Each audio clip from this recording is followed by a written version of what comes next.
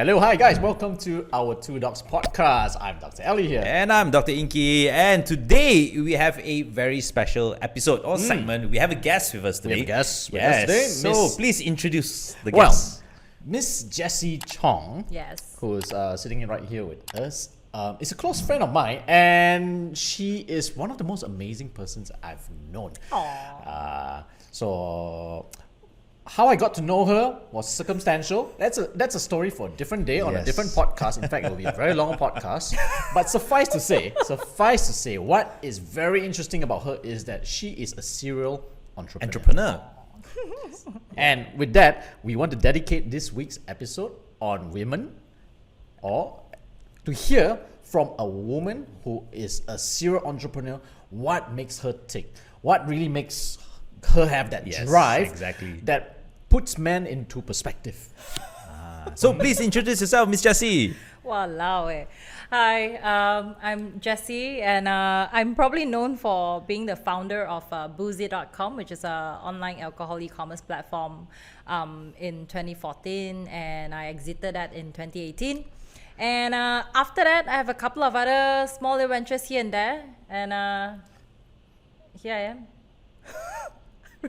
Cannot make more interesting. Okay, right. So let me ask you, let me ask you, right? So you said you started Boozit at 2014, which is an online e-commerce platform to purchase alcohol. Correct. So this is really like the first of its kind during that time. Second, actually. Second, yes. all right. So you were second, but back in that time, right? Not many people were actually purchasing stuff online. Correct. Let alone alcohol. Exactly. Let alone alcohol, which is generally very, very sensitive to heat, sensitive to mode of transportation. So what gave you the idea, or what gave you the motivation to actually start Boozit? Okay, so bit of backstory was I've always liked to sell stuff online on eBay, and back then I started selling stuff on Laoyat forum. I don't know if anyone actually still know that they exist. What you sell? Well, what do you sell? What do you sell? What do you sell? So, not sex toys.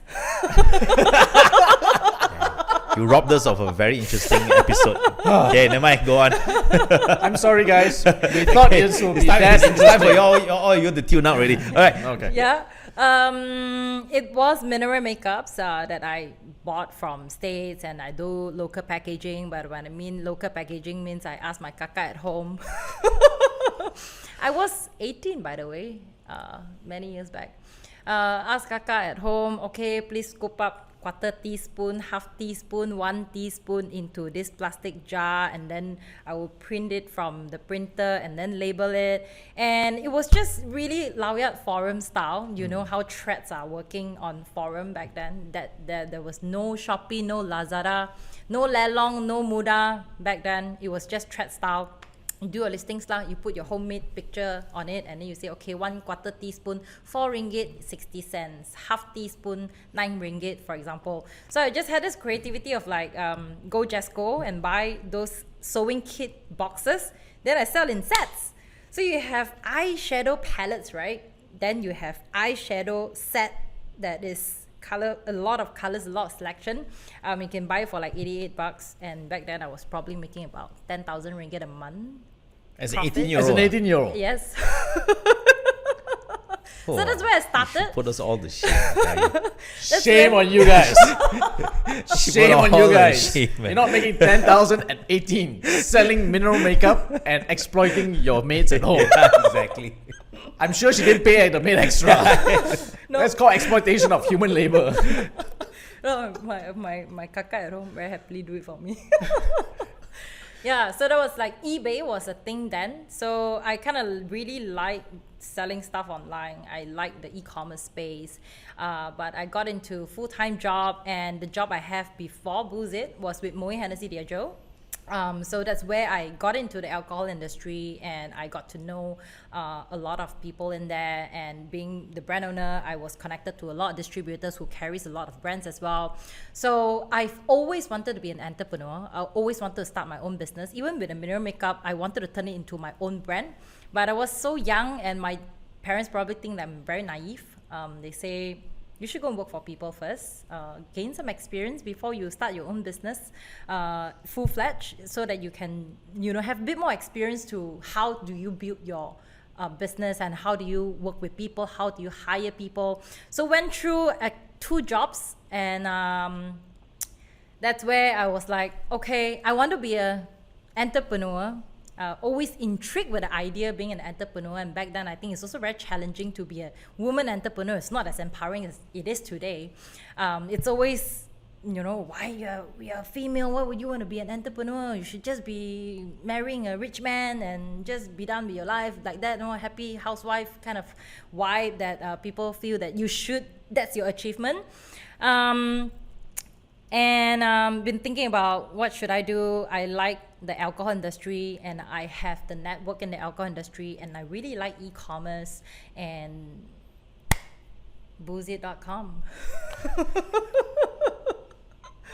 So how did it start? I mean, okay, so did you have to code your own website, or you got someone to actually build a website for you? Yeah, so I don't know anything about coding nor how to start a website. And also back then, I think there wasn't a lot of... I'm blank already. There's not many options back then, actually. To be fair, Shopify didn't exist. Actually back then Shopify didn't exist. I think very 2014 was probably just eBay. 2014. You get a couple of websites. Yes, couple of very generic websites like Squarespace. Yes.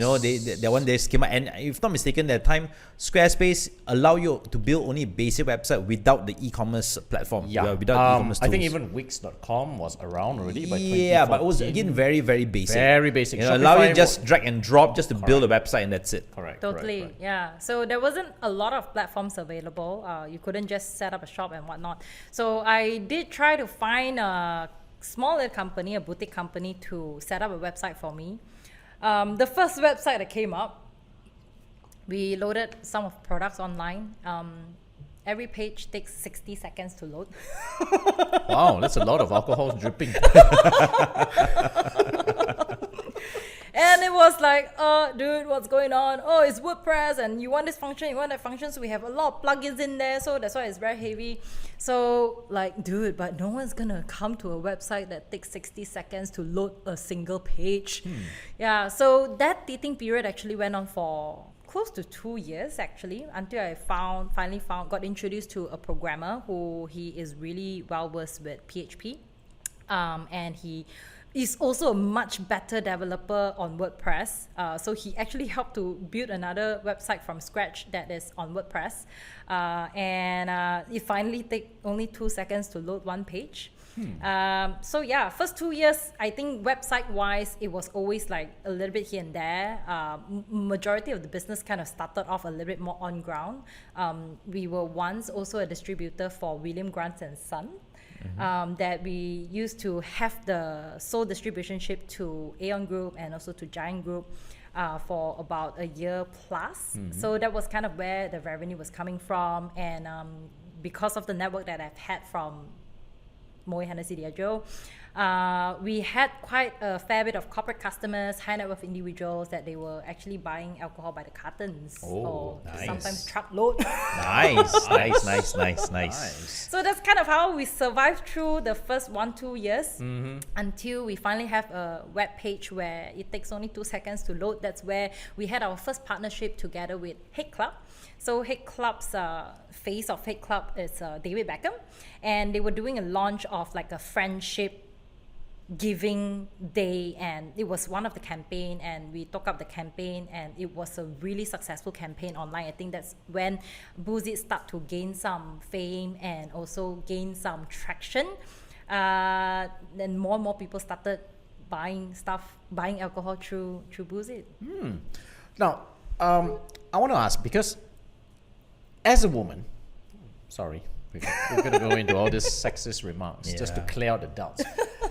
Mainly because we want to make sure that anyone who's listening in here, and if you are a lady and you are looking into trying to be an entrepreneur, you're going to have a lot of challenges. Being a lady in the alcohol industry, whereby a lot of people would shrug you off as just a a female symbol. Yeah. What was the biggest challenge of moving from that and starting an entrepreneur in the alcohol industry? Yeah. Or in a male-dominant industry, technically? Yeah. So I think I felt that there was resistance with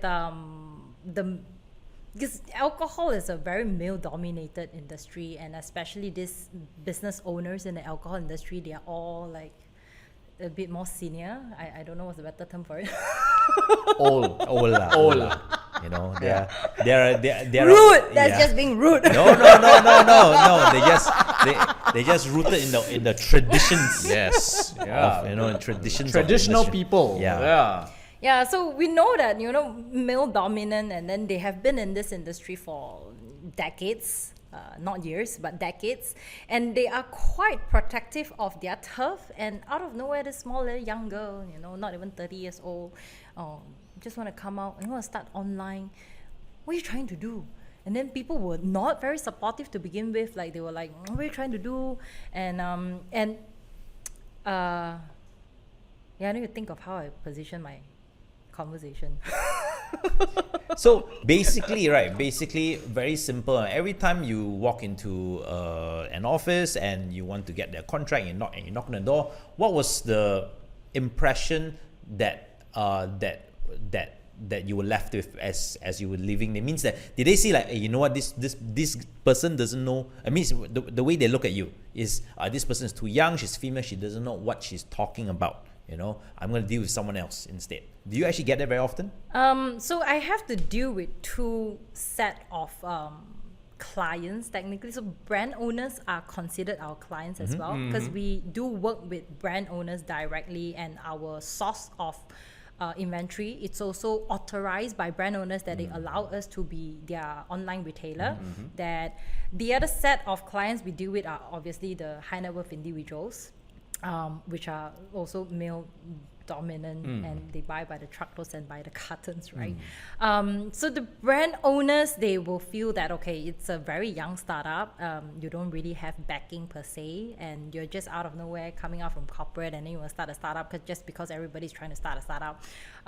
They would have a bit of a resistance, like, okay, why should I do a marketing campaign with you? Why should I invest in an advertising campaign with you? So there are quite a lot of resistance in that sense, being young and being new in a startup and trying to do something that is a little bit different from the traditional way of distribution or traditional way of buying alcohol or selling alcohol. So maybe I would kind of like to talk a little bit about the other side of the client, which is, typically guys who buy truckloads of cartons of alcohol. When they see a young little girl, they just treat you as like a Young little girl. Like a sales girl. like a sales girl. Like a sales girl. Like, you are probably, people used to be familiar with when you go to a bar, you will be served by a pretty lady that they will, be serving you, so that it makes your experience of drinking a lot more pleasurable. So many occasions will be sitting in those kind of environment, that you'll be sitting with a lot of all these horny old men. Horny old man. Horny old men. All right. All these horny old men who just want a beer girl to pour beers for them. Yes. That's what she thinks of you. Say it as it is, lah.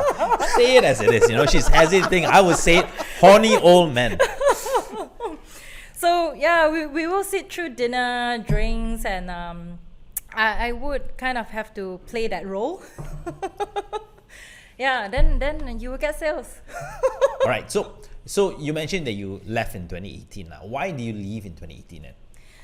Well, so it's kind of like a first serious startup for me. It's no longer selling mineral makeups on Laureate Forum. That you have no stress because it's just you and yourself to answer to. With Boozy, it's the first startup, and I had the opportunity to get a fairly good investment from Tan Sri Vincent Lee.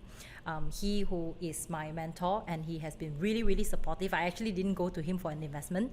I just went to him and said that, hey, you're someone I really looked up to because you also owns a company who imports alcohol as well. and you also owns a lot of businesses and some startups that he invests in, and he's someone that I just wanted some advice from.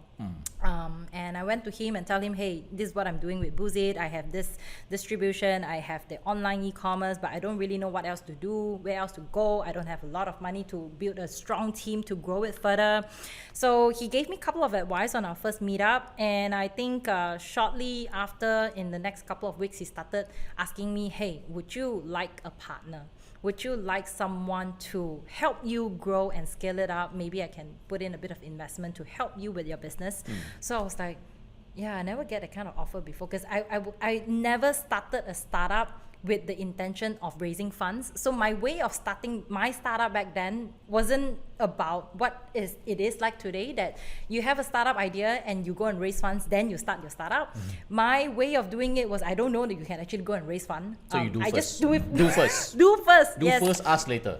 Have an idea, just go for it and try it out. You hit a roadblock here, go and find another road. You hit that roadblock there, you go find another road. So I was doing that a lot until I have this opportunity where Tan Sri recently decided to come, let me help you and grow it. That's where I can really build a team.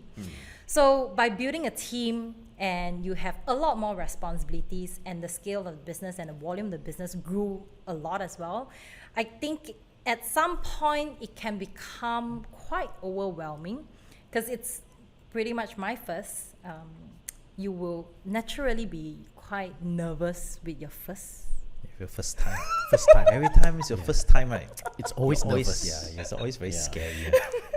You pay a bit more attention. Yeah. A bit more sensitive. Yeah. So it was that kind of feeling.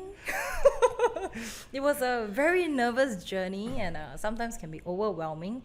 And there was so many great opportunities that come around, but I'm generally not really a risk taker. And I think by not being a very big risk taker, sometimes can hinder the business opportunity growth.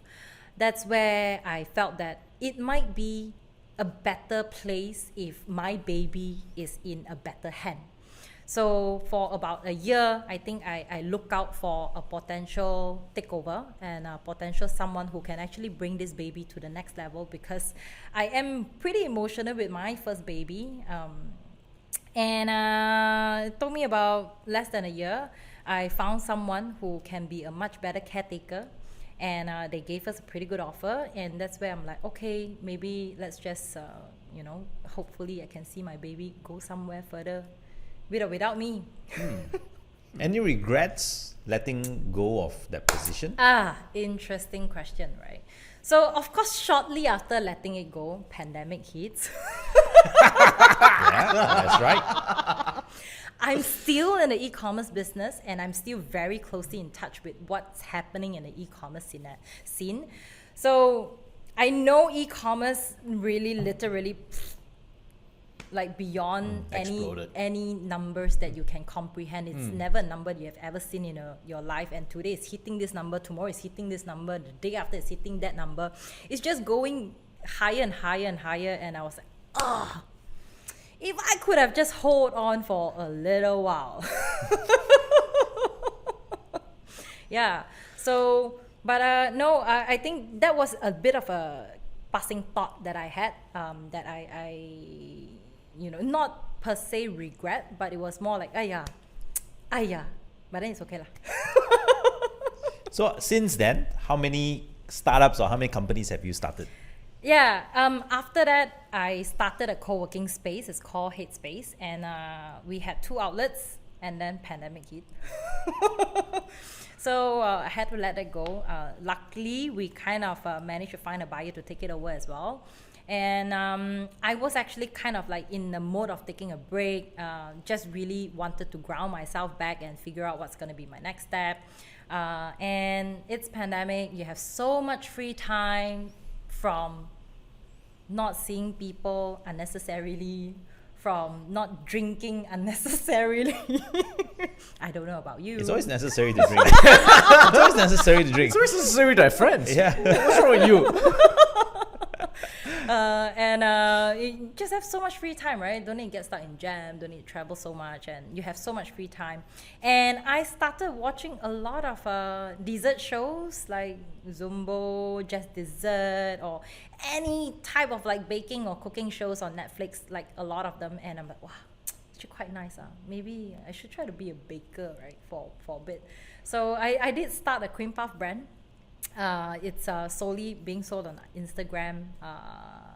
I started at last year June with a partner, and very recently I got into body scrub.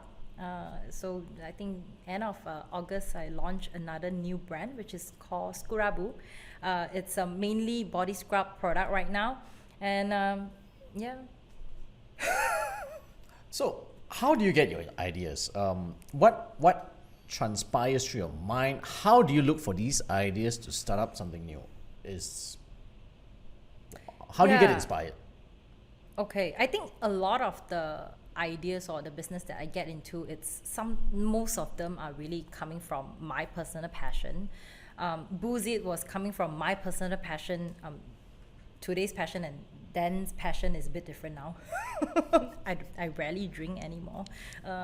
So back But then, you scrub a lot now. I scrub scrub a more lah. lot now. With your cream puffs on one hand and you scrub the other hand. Smooth, yes. Of course. So back then I was really passionate about wine and whiskey and cognac. I was really passionate about how it was made, how the heritage has been, and how the tastes are, and how the food tasting and food pairing is with the wine and whiskey and cognac. And I really had a lot of passion for the brands and also the products that we were working with. And that's where I'm like, I like e-commerce and I really like the alcohol that I was working with. So why don't I start a business that is selling online and it's also in alcohol business? That's one. And co-working space was more of like, I always also like fancier office.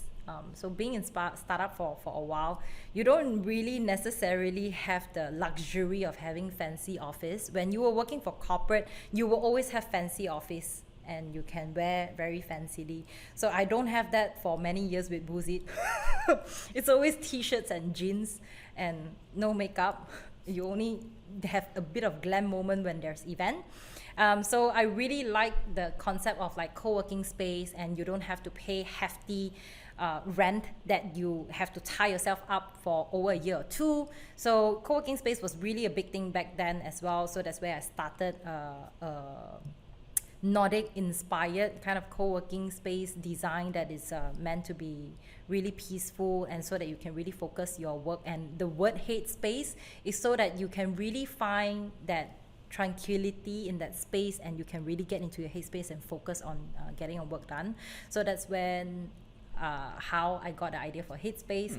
Cream puff is just mainly I was in the mood of like, oh, I really enjoy baking right now. I have all the time in the world to do baking. I was trying so many different products, and okay, what's really unique in Malaysia and what I really, really personally truly like that you can't find in Malaysia is crackling shoe cream puff. And it's really hard to find a good one in Malaysia. You may be able to find, I probably shouldn't name, but they are in the mall this size. Not cheap, but they taste like crap. And so when I discovered this recipe and I kind of perfected it a little bit, changed the flavors to be a bit more localized and also to more popular trend flavors. And it's something that I personally really like, so I started it. And then I've always had back acne problem. Back knee. Back knee, yes. Acne on the back. Yes, back acne, back knee. Very good. I've always been pretty into body scrubs, but I couldn't find a really, really good body scrubs that give me very good scrubbing experience. They are either too little scrub or they are very oily. It's just never the right type of scrub that I like, whether it's after shower or during the scrubbing experience. I actually found one which is in the market. It's actually an MLM product that I really liked. And when I turn around and look at the ingredients and realize that the beads, the scrubs, are actually plastic micro beads. It was termed as something else. It doesn't say plastic at all. So I was like, what is this? Looked it up. It's just literally shredded plastic in your beauty product. I was really beyond words, and then only I started to look into this and started working with a Japanese formulator to see if we can try to find some natural ingredients and that is really good for your skin, and it's something that I would personally like. And we went through a few rounds of formulation and got a few rounds of tests. The final product, the final formulation that came through me, it was something that I was really shocked beyond belief, that with texture and with the scrub density, it's something that I really, really enjoy. Yeah, it's again a passion. So all 4 businesses that I started was pretty much coming from what I like, what I enjoy doing. Yeah. So passion's the main drive that got you into it. How long did you take to mull on the idea? Because one of the things that stifles the execution of most entrepreneurs is sitting there with a great idea but not sure, because there's a lot of fear with it. There's a lot of fear with it. The fear of failure, the fear of not doing well, the fear of wasting your own time. What kind of fears you have, and how long did you take before you decide, okay, let's do it? Or you're crazy when you just do it all the time. Just do all the time. Don't care lah, fail lah, never mind lah. A bit lah. Okay. So yeah. Yeah. So what is it that you like being an entrepreneur versus having a corporate job? I honestly still like corporate job. Okay, what is it about you miss during the corporate job? Oh, salary. Well, actually, that is Bonuses. yeah, that is number 1 actually. You know, salaries and bonus. Salary. And actually, the number 2, right, is you miss going out lunch with your colleagues, because because when you have your own business, right, there's no one to go for lunch with. Yeah. So really, I think the word that I miss the most is bonus. Now you can give yourself bonus all the time. You can give yourself 1 bonus year 12 bonus, times, it's okay. 12 times a year, so no problem. Hey, less bonus, more. Yeah.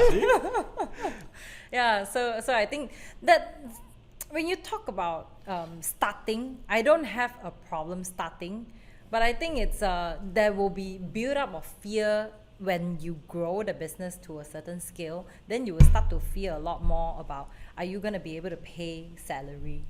Are you going to be able to pay your suppliers on time? And it's all the financial fears that you will have. But yeah, where were we? We were talking about. Okay, what do you like being? What is it being an entrepreneur that excites you? Yeah. What do you? Okay, so is it the freedom of being an entrepreneur? Is it the fact that you can do whatever you want? Like you mentioned, I can go work in shorts. You know, Yeah. I don't have Or to wake up follow. anytime you I can wake up want. anytime I want. You know, I can do any business I want. What is it that really attracts you To stay here, or to stay in this to become entrepreneur. an entrepreneur Yeah. instead of just going back to a corporate job? Yeah. Okay. So the part that I really enjoy being an entrepreneur versus going back to a corporate job is the position. It's you have to fit into the position. But being an entrepreneur, you can create your own position. You can create what you enjoy doing, and you can create your own job scope and your job description. You don't have to fit into people's job description. So that's really the big part that I enjoy the most lah. So, do you find that you don't conform to corporate? Like people tell you to do something, you're like a bit of a rebel? Well, I look like I conform. I will at least pretend that, yes, boss. Okay, let's do that. And belakang, I would try to see if I can actually, introduce something that's more exciting and can really bring in more growth. I honestly have tried to attempt this with Moe Hennessy Diageo. So before Booze It, I did suggest, why don't we start something like that? Why don't we start an e-commerce? Why don't you let me take care of CRM? Why don't you let me do more of this digital marketing stuff for your brand?